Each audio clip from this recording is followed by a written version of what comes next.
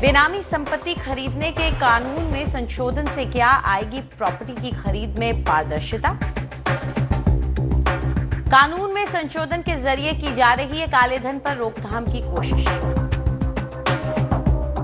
रिहायश निवेश के लिए शहर के कौन से इलाके हैं सबसे बेहतर? पाइए अपने सवालों के जवाब और जानिए कि क्या है कोवर्किंग स्पेसेस या साझा दफ्तर और क्या हैं इनके फायदे।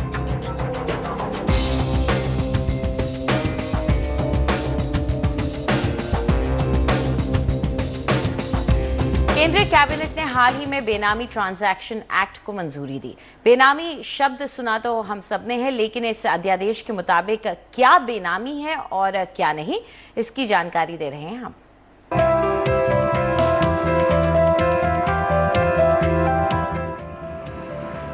काला धन छुपाने का सबसे आसान तरीका प्रॉपर्टी खरीदना रहा है, पर अब हालात बदल रहे हैं। बेनामी संपत्ति लेन देन अध्यादेश 2015 के तहत प्रॉपर्टी के उन सब सौदों पर कार्रवाई की जाएगी जो फर्जी नामों और अज्ञात फंड के जरिए खरीदी गयी। हमारा अंदाजा है कि 30 से 40% सौदे बेनामी होते हैं। इस संशोधन से सेक्टर में पारदर्शिता आएगी।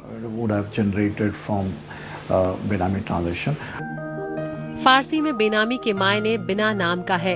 अध्यादेश में इस शब्द को उस लेन देन के लिए परिभाषित किया गया है जहां संपत्ति का असली मालिक वो नहीं है जिसके नाम पर संपत्ति ली गई है।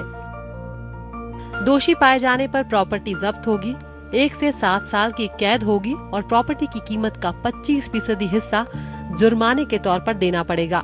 गलत जानकारी देने पर 6 महीने से 5 साल तक की कैद और प्रॉपर्टी की कीमत की 10% राशि का जुर्माना होगा।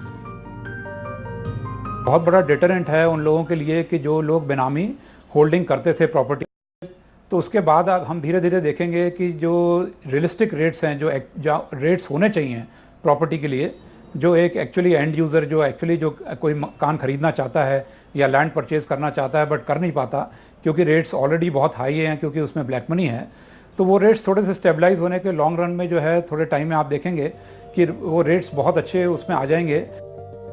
अध्यादेश में साफ तौर से भी लिखा है कि किन सौदों को बेनामी नहीं माना जाएगा। पति या पत्नी, बच्चे, भाई बहन, वंशज, हिंदू अविभाजित परिवार के कर्ता या ट्रस्टी के नाम पर हुआ लेन देन वैध होगा। इस अध्यादेश ने 1988 के कानून की जगह नहीं ली है, लेकिन सरकार की अगर नीयत सही है और लागू करने की इच्छा शक्ति है तो ये कानून भी बन जाएगा।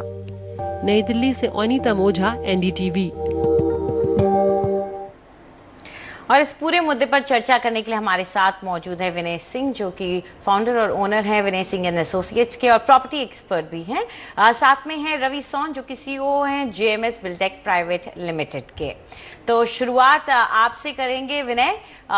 ये जानना चाहेंगे कि पुराना जो कानून था उसमें संशोधन करना पड़ा है, क्या वजह थी? क्या उसमें ऐसे लूप होल्स थे जिसकी वजह से काला धन बेनामी संपत्ति में जा रहा था?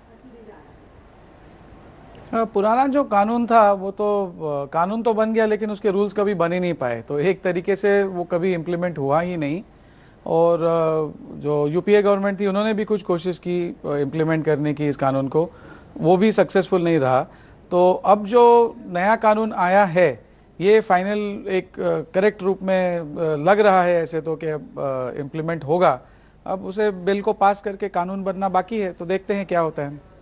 जी रवि, आप क्या मानते हैं कि इस सेक्टर में इस तरह से बेनामी ट्रांजैक्शन एक्ट का आना अच्छा रहेगा या नुकसान होने वाला है आपकी जो बिल्डर कम्युनिटी है उसको?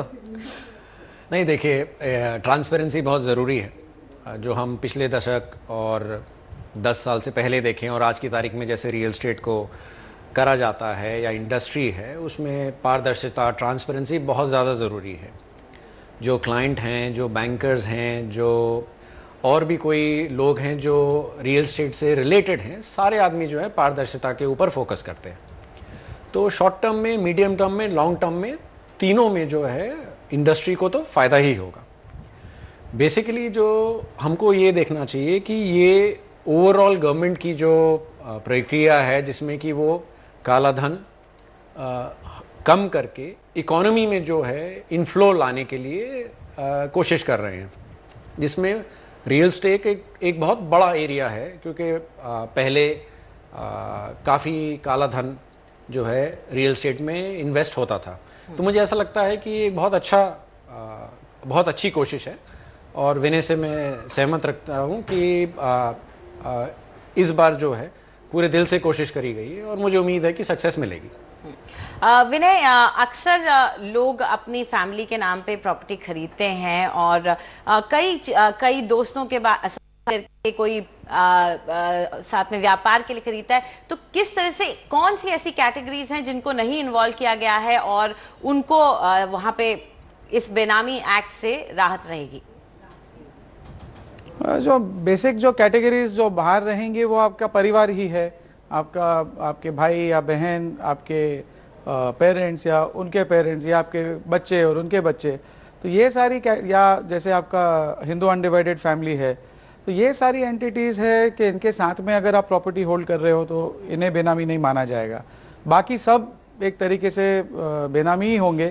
तो अब देखना सबसे ज़्यादा ये है कि ये जो कानून है ये इम्प्लीमेंट कैसे होता है, गवर्नमेंट उसको किस फोर्स से इम्प्लीमेंट करती है। अगर सही तरीके से इम्प्लीमेंट किया जाए तो लॉन्ग टर्म बेनिफिट्स काफ़ी हैं इसके, जैसे कि रवि ने कहा ट्रांसपेरेंसी वगैरह बहुत आ जाएगी। लेकिन शॉर्ट टर्म में क्या होगा ये हम अभी भी कह नहीं सकते। ज़्यादातर अगर आप देखेंगे तो बेनामी ट्रांजैक्शंस होती हैं एग्रीकल्चरल लैंड में, तो सिटी में फ्लैट्स वगैरह में इतनी बेनामी ट्रांजैक्शंस नहीं होती। तो वहाँ क्या इम्पैक्ट होगा उसका, हो सकता है कि रिवर्स इम्पैक्ट भी हो कि जनरेशन ऑफ ब्लैक मनी भी बदल जाए अगर इस कानून को ठीक से इम्प्लीमेंट किया जाए। क्योंकि जिसके पास भी ब्लैक मनी वो डालेगा कहाँ उसे, वो सोचता है कि मैं ज़मीन में ही डालूँ। तो अभी इसका इम्पैक्ट हम नहीं अब जज कर पाएंगे। गवर्नमेंट किस तरीके से इसको इम्प्लीमेंट करती है वो बहुत मायने रखता है इस चीज़ में। जी, यहाँ पे रवि एक सवाल ये भी उठता है कि कई लोग जो हैं जो प्रॉपर्टी खरीदते हैं कभी कभार अपने यहाँ जाहिर तौर पर विनय कह रहे हैं कि एग्रीकल्चरल लैंड में ज़्यादा होता है, लेकिन अगर हम बात फ्लैट्स वगैरह की करें या प्लॉट्स की करें तो कई बार होता है कि आप किसी और के साथ मिलके भी कर रहे हैं, ज़रूरी नहीं है परिवार ही हो। तो यहाँ आपको प्रॉब्लम लगती है कि कहीं वो प्रॉब्लम आ सकती है कि लोग अब बन जाएंगे कि आप सिवाय परिवार के आगे सोच ही नहीं सकते? नहीं, देखिए ऐसा नहीं है कि आप किसी के साथ मिल के नहीं खरीद सकते, या किसी के साथ में आप शेयरिंग नहीं डाल सकते, या आप अपने दोस्तों के साथ में दो दोस्त या भाई मिलके नहीं कर सकते। इसका मेन मुद्दा ये है कि अगर वो पैसा आपका है, आपने किसी और के नाम से प्रॉपर्टी खरीदी है, वो प्रॉपर्टी उसकी नहीं है, पीछे जो है वो आप बैठे हो और वो प्रॉपर्टी आपकी है। इसका मुद्दा ये नहीं है कि मैं अपने दोस्त के साथ में प्लॉट शेयरिंग में डाल के आधा आधा नहीं ले सकता। जो सोर्स ऑफ इनकम है मेरे को वो डिक्लेयर करना पड़ेगा और लीगली मेरे को बताना पड़ेगा। तो आप 10 नाम रख सकते हैं, उसमें ऐसी कोई लीगैलिटी नहीं है कि जी आप नाम होना चाहिए, और सोर्स ऑफ इनकम अगर आपका वैलिड है, करेक्ट, तो आप प्रॉपर्टी खरीद सकते हैं। तो आप इसे किसी भी तौर से एक डेटरेंट नहीं मानते हैं? मुझे नहीं लगता, बल्कि मेरे को ऐसा लगता है कि जो लैंड पार्सल बंधे हुए पड़े रहते थे वो अब जो है मार्केट में वापस आएंगे और एक राइट वैल्यू ऑफ प्रॉपर्टी निकलेगी, और जो क्लाइंटों के लिए और जो एंड यूजर्स हैं उसके लिए एक बहुत एडवांटेजेस सिचुएशन होगी। जी बिल्कुल। विनय, यहाँ पर अगर हम बड़े स्तर की भी बात करें तो कई बार होता है कि बैंक्स लोन्स देते हैं और उसके बाद कई बार जिन्होंने लोन लिया है वो प्रॉपर्टी वो साइफन ऑफ करके प्रॉपर्टी में कर देते हैं। कोलैटरल आपने कुछ दिया है लेकिन अलग से उसकी प्रॉपर्टी बन गई है जिसका कोई ठिकाना नहीं होता, वो पैसा कहाँ गया, आपने बाद में लॉस दिखा दिया या आपने जो भी दिखाया पता नहीं चला। तो आप क्या मानते हैं कि अब पॉसिबल हो पाएगा ऐसे भी मामले पकड़ पाना, या वो सब दायरे में नहीं आ पाएगा? नहीं, ये सब चीज़ें कभी आसान नहीं होती। आपको पता कुछ चल गया, उसकी इन्वेस्टिगेशन होगी, आपको प्रूव करना पड़ेगा, इतना इजी नहीं है जितना हम समझते हैं। दूसरी बात, जो वर्ड्स यूज किए हैं, नॉन सोर्सेज ऑफ इनकम, इस पे भी थोड़ा ध्यान देना जरूरी है कि आपकी बेनामी मतलब आपका सही है लेकिन आपकी सोर्सेज जो हैं वो एस्टैब्लिश नहीं आप कर पा रहे, तो क्या उसका मतलब है वो बेनामी कहलाएगी? गवर्नमेंट किस तरीके से और किस हार्शनेस से इस चीज़ को इम्प्लीमेंट करेगी? तो ये जैसे मैं कहा, ये कोई सिंपल मामला नहीं है। इम्प्लीमेंट कैसे होता है? अगर हैरेसमेंट शुरू हो गई तो अपने आप लोग नाराज हो जाएंगे और हो सकता है कि आपको कानून ही बदलना पड़े कहाँ ना कहाँ जाकर। तो ये सारी चीज़ें ज़रा टाइम ही बताएगा, वक्त ही बताएगा कि कैसे इम्प्लीमेंट होती है और उसका इम्पैक्ट क्या होता है। इतना है कि ट्रांसपेरेंसी आएगी, लेकिन हो सकता है शॉर्ट टर्म में आप देखेंगे कि आपका जो इन्वेस्टमेंट हो रहा है प्रॉपर्टी में या प्लॉट्स में या लैंड में, वो शॉर्ट टर्म में हो सकता है कि गिर जाए, जब तक लोग समझ नहीं पाए कि भाई अब इसका हम क्या करें कि हम प्रॉब्लम में नहीं आए यहाँ। रवि, पिछले कुछ सालों में हमने देखा है कि ट्रांजैक्शन जो प्रॉपर्टी से जुड़े हैं उन्हें ज़्यादा से ज़्यादा ट्रांसपेरेंट करने की कोशिश की गई है, चाहे वो आप अपना पैन नंबर का इस्तेमाल हो या कोई भी तरीके हो। तो आप क्या मानते हैं, ये एक जिसे कहते हैं सिलसिलेवार तरीके से बढ़ रहा है ट्रांसपेरेंसी की तरफ भारतीय प्रॉपर्टी मार्केट? जी बिल्कुल बढ़ रहा है, पर जैसे विनय कह रहे हैं, ही इज़ राइट कि ये वाला जो लॉ है इसको इम्प्लीमेंट करने में हम ये उम्मीद ना रखें कि जी 1 महीने में रिजल्ट आ जाएगा या गवर्नमेंट 1 महीने में इम्प्लीमेंट कर देगी। हो सकता है 1 साल, हो सकता है 1.5 साल, और इसमें काफ़ी सारे संशोधन, जैसे जैसे हम इसमें आगे बढ़ेंगे काफ़ी सारे संशोधन आएंगे। पर लॉन्ग टर्म के लिए, ओवरऑल ट्रांसपेरेंसी के लिए, इकोनॉमी को स्टेबल करने के लिए, ब्लैक मनी मेन स्ट्रीम में लाने के लिए, ये सारे काम करने के लिए गवर्नमेंट का एक अच्छा इनिशिएटिव है। मुझे लगता है कि अगर हम बैकग्राउंड देखें गवर्नमेंट का, तो हैरेसमेंट शायद उनका ना रीज़न रहा हो, ब्लैक मनी को मेन स्ट्रीम में लाना उनका मेन रीज़न रहा है। जी बिल्कुल। यहाँ पर आखिरी सवाल विनय आपसे संक्षिप्त में ये जानना चाहूँगी कि किस तरह से प्रॉपर्टीज पिन पॉइंट होंगी, ये कुछ क्लियर होगा क्या? मैं समझता हूँ एक चीज़ है, जैसे आपने कहा कि कोई कंप्लेन आई या कुछ इन्फॉर्मेशन प्रोवाइड की गई, जो अथॉरिटी है वो इनकम टैक्स अथॉरिटी ही है। दूसरी चीज़ है, जैसे आपको पता है कि कोई भी सेल परचेज होता है 30 लाख से ऊपर, तो वो रिपोर्ट किया जाता है इनकम टैक्स को। तो ये एक ज़रिया हो सकता है कि आप स्क्रूटिनी तो करेंगे ही, और जब स्क्रूटिनी होगी तब आप इस एंगल पर भी ज़रा चेक करेंगे कि भाई ये पैसे आपके पास कहाँ से आए, ये वाकई में आपके पैसे थे कि नहीं थे। तो यही बात आ जाएगी कि अगर वो नॉन सोर्सेज ऑफ इनकम आप नहीं इस्टेब्लिश कर सकते तो प्रॉपर्टी बेनामी क्लासीफाई हो जाएगी। तो मैं समझता हूँ ये 2 आपके प्राइमरी सोर्सेज रहेंगे कि एक तो जो स्क्रूटिनी का मामला है इनकम टैक्स में एग्जिस्टिंग, और दूसरा है कि आपके पास इंफॉर्मेशन है। हो सकता है फिर अभी आप कुछ अलग अलग जरिए बनाएंगे कि भाई किन लोगों को टारगेट किया जाए जहां आप समझते हैं कि बेनामी ट्रांजैक्शंस हो रहे हैं। जैसे हमने कहा कि रूरल में हो रहे हैं, तो शायद आप रूरल में ज़्यादा फोकस करेंगे।